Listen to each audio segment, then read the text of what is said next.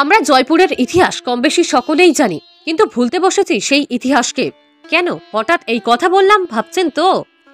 আমরা বাঁকুড়া জেলার বিষ্ণুপুরকে মল্ল রাজার দেশ বা মন্দির নগরী বিষ্ণুপুর বলে থাকি, কিন্তু জানেন কি বিষ্ণুপুরের মন্দিরনগর তৈরি হবার অনেক আগেই জয়পুরে তৈরি হয়েছে জয়পুর মন্দিরনগর। একই মন্দির রয়েছে এখানে, ল্যাটেরাইট মাকসাই পাথরের, যেমন শ্যামচাঁদ মন্দির, গোকুলচাঁদ মন্দির সহ একাধিক ল্যাটেরাইট ও মাকসাই পাথরের ছোট বড় একাধিক মন্দির রয়েছে।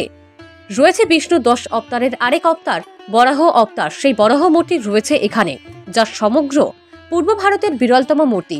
জয়পুরের উত্তর থেকে দক্ষিণ, পূর্ব থেকে পশ্চিম যা দেবদেবীর মন্দির রয়েছে, এবং অনেক দেবদেবীর মূর্তি জয়পুর থেকে উদ্ধার করে বিষ্ণুপুর মিউজিয়ামে রাখা হয়েছে।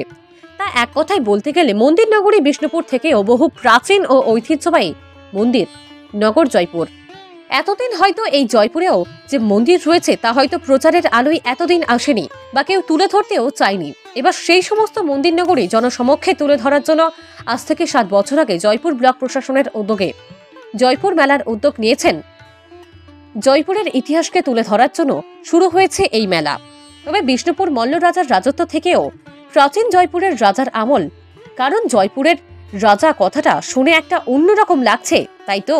শুনলে হয়তো অবাকই হবে যে জয়পুরের প্রদ্যোৎনপুর বলে জায়গাতে রাজত্ব করত প্রদ্যোৎন রাজা, সেই রাজার রাজধানী ছিল জয়পুর।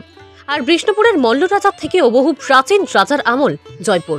প্রদ্যোৎন রাজার রাজত্ব স্থানান্তরিত করেন যা আজ মল্ল রাজার দেশরূপে পরিচিত বিষ্ণুপুর, আর সেই রাজার রাজধানীও ছিল জয়পুর। এই সমস্ত ইতিহাস অনেক মানুষই হয়তো জানেন, কিন্তু জানলেও আজ অনেকের কাছে অজানা। তাই আজও অন্ধকারে রয়ে গেছে প্রদ্যোৎ রাজার ইতিহাস বিজড়িত বাঁকুড়ার বিষ্ণুপুর মহকুমার জয়পুর ব্লকের জয়পুর।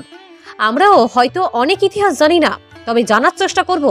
এই ইতিহাস সম্পর্কিত তথ্য আপনাদের কাছে তুলে ধরতে পেরে আমরা অত্যন্ত খুশি, এবং এই তুলে ধরার মধ্যেও যদি কোনো ভুল ভ্রান্তি হয়ে থাকে তা অবশ্যই ক্ষমা প্রার্থী।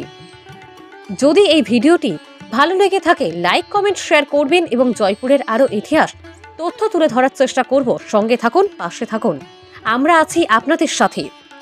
আপনারা দেখতে থাকুন বাংলা সার্কেল নিউজ, জনগণের পক্ষে বাংলা সংবাদ।